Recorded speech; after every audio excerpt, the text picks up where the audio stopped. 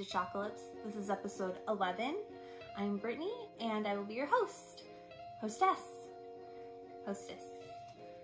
This is a podcast that I film in Napa, California, where I am from, and live with my husband and my son. And he is awake running around, so he will most likely be interrupting today's filming. I apologize. This is a podcast about knitting and sewing and whatever else I happen to be doing, but for the most part, it is knitting and sewing. For those of you who are new, thank you so much for tuning in. I hope you find something about this podcast that you like and decide to stick around. And for those of you who are returning, hi. How are you guys? I hope y'all have had a really great week. A couple weeks actually since I last filmed. You can see my background is different than the last couple of episodes. I decided to test out filming in my bedroom. The shiplap was too reflective, and I kind of felt like the background was a little bit boring, and so I just kind of redid my desk area, and I thought it was a little more visually interesting than the shiplap. It's been a couple of weeks since I filmed last. Part of it was because I just simply didn't have anything to share. The last time I did film this episode once before, between an orthodontist appointment and my husband coming home. It was a mess of an episode. So I have decided to refilm, and I have a lot more to show. So it's a more exciting episode. Okay. Let's move on to sewing. Yeah. All right. I have, since the last time we spoke, put off my Jane Bustier muslin and everything because I actually want to do the shirred back. I decided to do that one. And I needed some good old fashioned elastic thread. This is just from Gutermann. My favorite thread company. There isn't a Joann's near, so it took me a little bit to coordinate scheduling with the car to go and do that. And magically, while I was there, I'm never there when Simplicity goes on sale. And for those of you who don't know, Gretchen Hirsch Patterns by Gertie for Butterick moved over from Butterick to Simplicity. So these are her relaunched patterns with Simplicity. This top is so cute. This one I am going to do, and I will need to do a FBA, I'm certain. As you can see best on view B in the sketch, there is that style line underneath the breast line. So I will need to add more fullness there so that fits better, but I'm really excited about this because, like I said, I've been doing mostly shirts and pants lately, so I'm really excited about this. And this dress. I know I just said that I don't wear dresses, and then what have I done? I've worn a dress to film. I've also been wearing this vintage patio skirt that I got when I was pregnant with him, and I've been wearing it around the house, and I'm rediscovering secret pajamas. I know it was a thing for me for a long time. Yeah, I'm remembering dresses are secret pajamas, so I'm gonna give that a try again. I have seen some really cute versions of this dress. You know, we're gonna see where this goes. Hi, bud. Swallow your water. Drink your water. Good boy. Good boy. Yeah. So I have the door open to the backyard right now, and there's just right there, right outside the door, he has a little water play table that he likes to drink off of. So that's what I have to share for sewing. And now moving on to knitting, which is kind of a doozy. I have 2 FOs and 2 whips, but I am excited to share those with you. First up, let's just talk about these socks, my Rosehips socks by Yarnia Designs, yarn by me, BABBLE Yarn Co. Keeps bringing a cup of water in here and dumping it on my carpet. But if it keeps him from climbing up on my desk, I guess I'm okay with it. This is my last sock. So this, again, as a reminder, is my Valkyrie sock base, which is 80/20 BFL and nylon. It's super wash. This is the color Maiden of Avalon, which is really lovely dusty pink. And then my amethyst colorway, which you may recognize from my Rizzo top, which I also knit in the Valkyrie sock. Took 2 skeins, had plenty of leftovers, so I thought it'd be fun to do contrast, like even more contrast with the toes. I do prefer this one though. Love these socks. I've worn them a bunch already. They're so soft. So very happy with those. For those curious, this is how much I had left over from my socks. I do not have grams for you on this. I don't have a scale yet. I wish I did, but I can tell you now this is a pretty hefty amount of yarn left over from these socks. Let's see, next up for FOs, I've got my Poisongrrls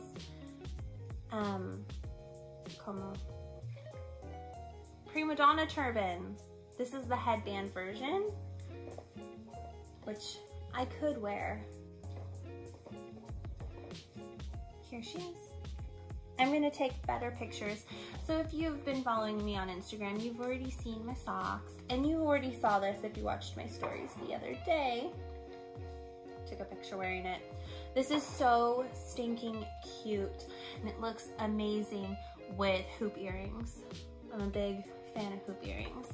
This is super cute and warm and definitely reminiscent of the vintage chiffon scarves that inspired the material choice or the yarn choice. So she really hit the nail on the head there. Again, I knit this out of Adriafil Kidsetta. This is how much I have left of that. This is a 25 gram skein. Don't have enough for a second one. I'll figure out something for this. There's that. Next I have up, again, if you're following me on Instagram, you're getting like first dibs on everything. I have finished the body of my second beauty school top with the bleeding heart motif. Now this in the body is big. I should have decreased down to stitch count for medium. I do know Amy recommends,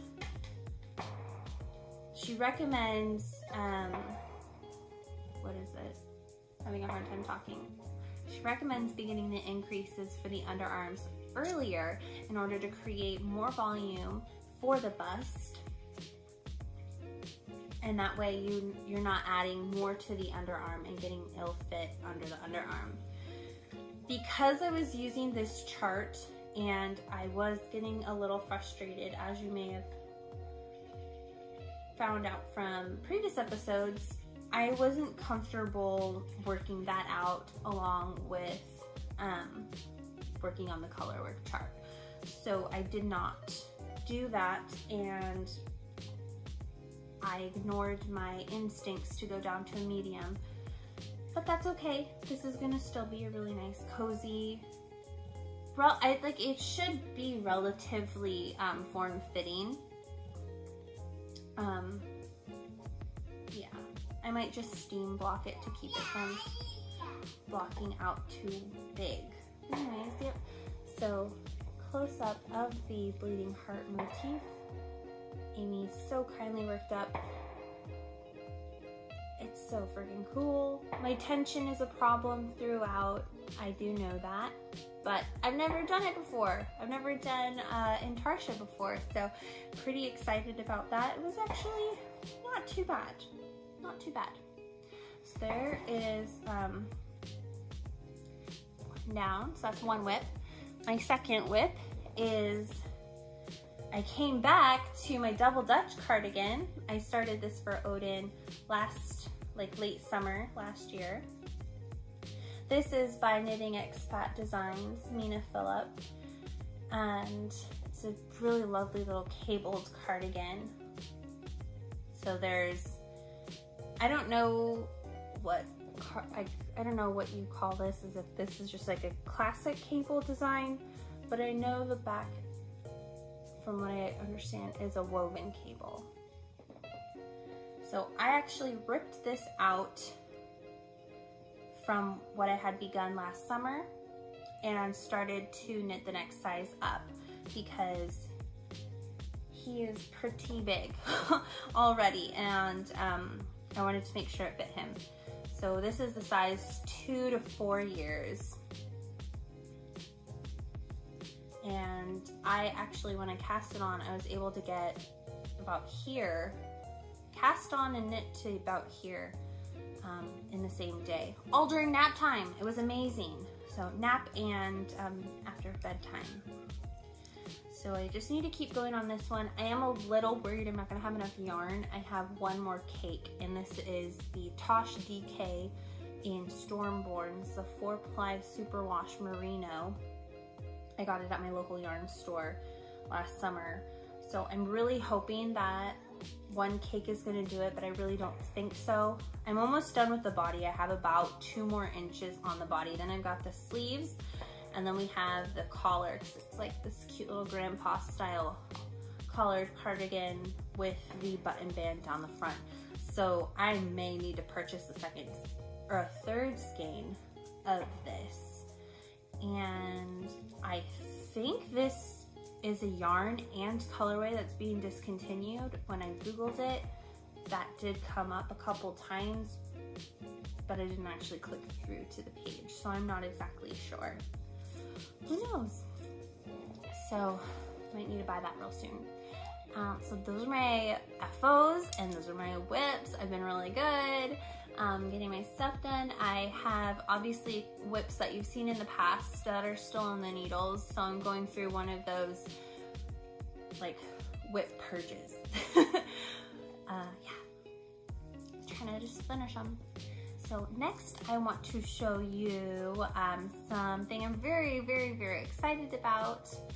I don't remember if I showed these in the last episode. If I did, I'll just cut this out. I'll check after I film, and if I did, I'll cut it out. Okay, so I am bringing in several new bases I'm really excited about, 2 of which are textured yarn. So this one here is Surrey, which is like all the rage right now. Everybody's getting Surrey in. It is difficult to dye, but it is really fun to work with. And it is incredibly velvety. Like, yeah. This stuff is luxe, man. This is super, super lovely.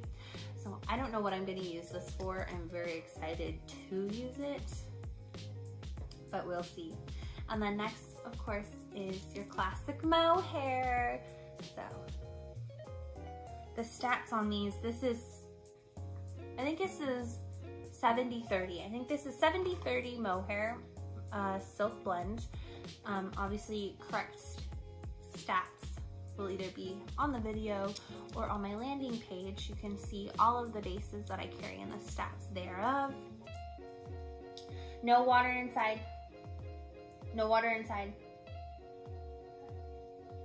And then the Surrey is,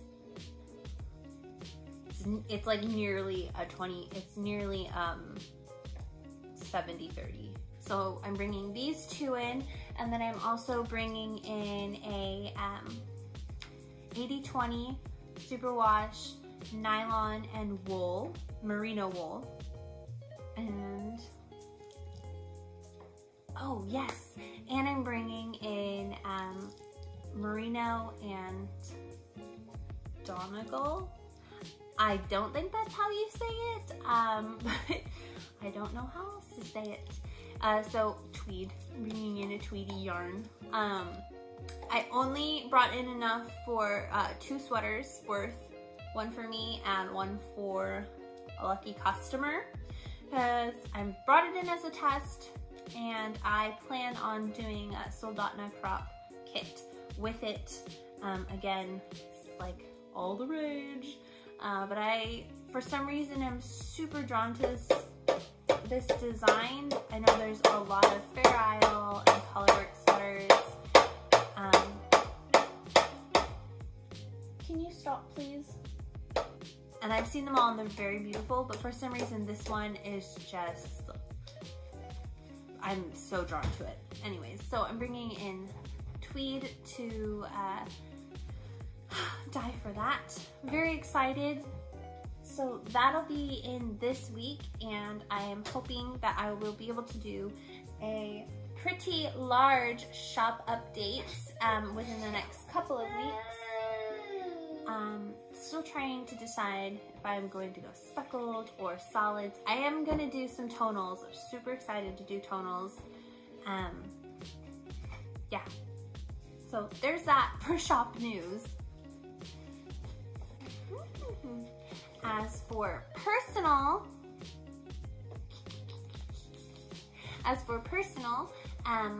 not too much else is going on right now. Just taking care of this little guy and trying to stay busy.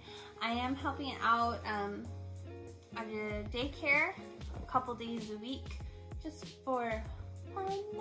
However, I can't believe how exhausting that is, going in, and it's just 2 days a week. And when you have this every day, all day long, and then going in and taking care of other children while he's doing this is a lot. Yeah. So my days feel a lot more booked up lately. That's not too bad. As far as media I've been consuming, I've been listening to the Lord of the Rings audio. I finished that and I'm about to restart the Two Towers. So that's been pretty cool. An Instagram friend of mine made a book recommendation, so I think that I'm actually gonna go and pick that up and start reading that, called Sleeping Together. I don't recall the author's name, but I will link it down below for you if you're interested. So, there you go. Hi. TV shows, 10, 15, AP Bio. I just finished Oh My General, which is a Chinese historical web drama, which was actually really good. If you like that kind of thing. What else? Oh, Good Girls. That was another thing I was knitting because I can't read and knit anymore. I need to give myself a break with the foreign language subtitled shows. So I watched Good Girls, and I love Mae Whitman, so I'm just obsessed with anything she does. She's amazing. Yeah, so I think I'm gonna cut it off here. Thank you so much for watching and tuning in, and I hope to see you next time. Follow me on Instagram for more frequent updates. Yeah, it's more frequent updates over there. You get a little sneak peek what I'm working on. All right, okay.